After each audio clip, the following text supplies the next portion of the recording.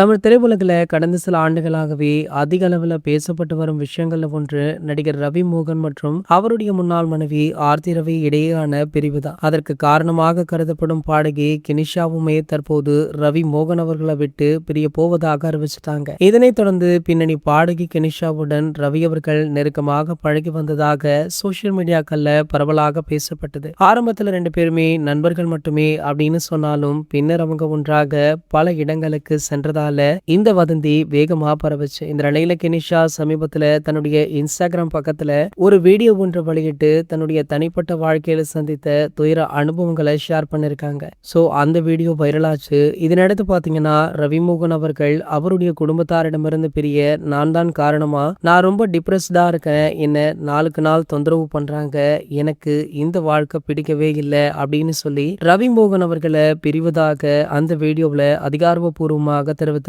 So அது மட்டுமல்லாமல் கினிஷா வெளிநாடு செல்ல உள்ளாங்க அப்படின்றதையும் அந்த வீடியோவில் மென்ஷன் பண்ணியிருந்தாங்க.